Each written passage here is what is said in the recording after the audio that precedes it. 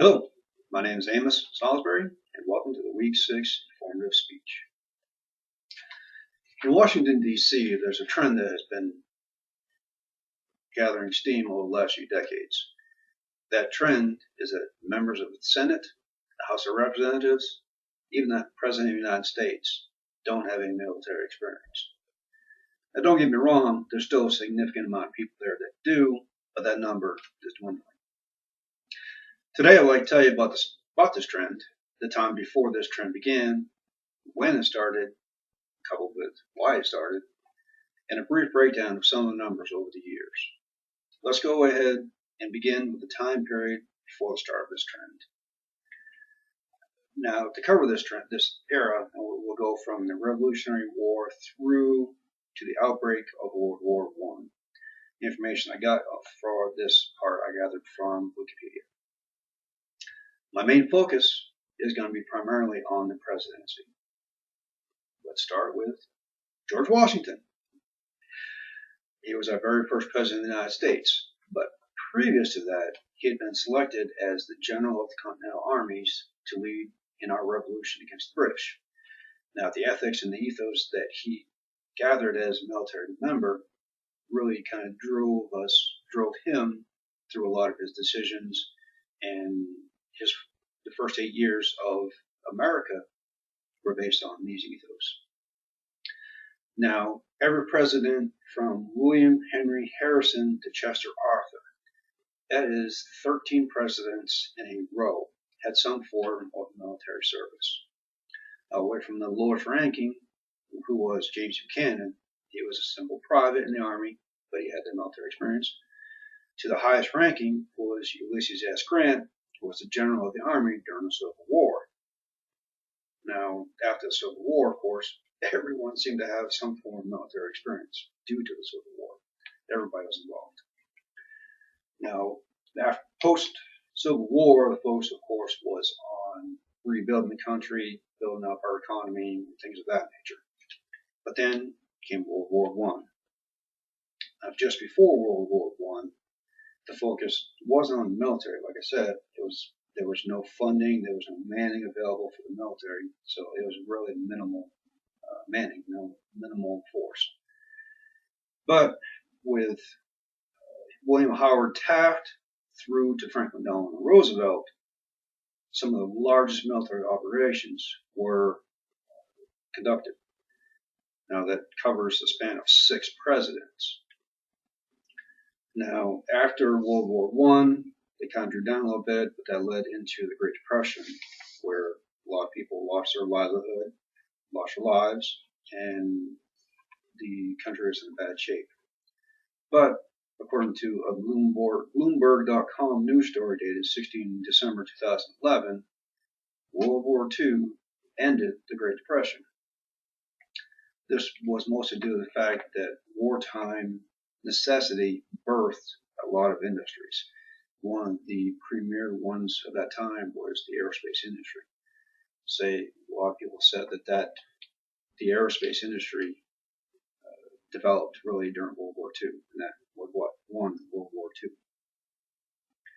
Now, post-World War II, according to the Department of Veterans Affairs, there was an introduction of a vast pool of veteran candidates. Harry Truman, Dwight D. Eisenhower, and a few. Eisenhower, he was the Supreme Allied Commander during World War II. He devised and led numerous campaigns against the Axis powers, and helped us win the World War II. Now, World War II also supplied a huge presidential pool that would impact later presidential campaigns. Nixon, Ford, Reagan, the first Bush, all had World War II, some sort of military experience in World War II. Now, after World War II, the Cold War, the next significant event was Vietnam.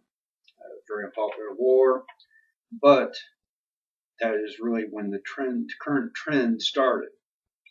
1973 was the Vietnam conflict was drawn to a close.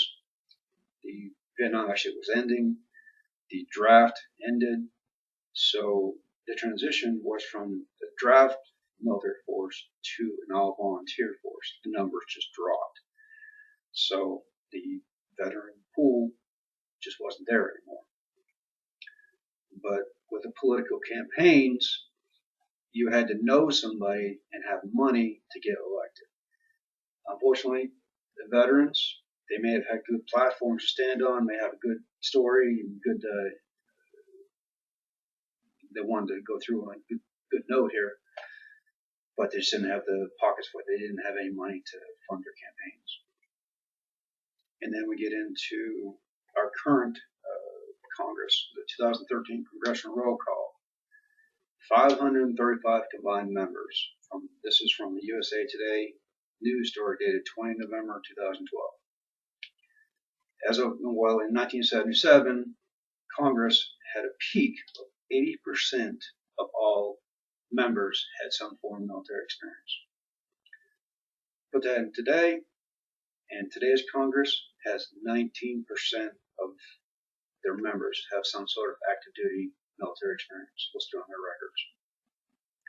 Now, this includes both the Senate and the House of Representatives. In today's speech, I want to over subjects relating to the trend of military service and the dwindling numbers of political leaders that have it on their resume. I started with the Revolutionary War, our first presidents and their military service through to the outbreak of World War I. I then walked you through World War I, the Great Depression, and World War II, and how some believe World War II ended the Great Depression. Post-World War II swelled the political pool with veterans both immediately following the war as well as later elections. Identified the start of this trend which started post-Vietnam, and that, of course, led into our current congressional makeup. As you can see, military service has played a significant part in American government, whether directly through active military service or indirectly through wars and conflicts that occurred during their tenure. The actual importance of political leaders having military service will be discussed in a future speech. Stay tuned. Thank you for your time and have a good day.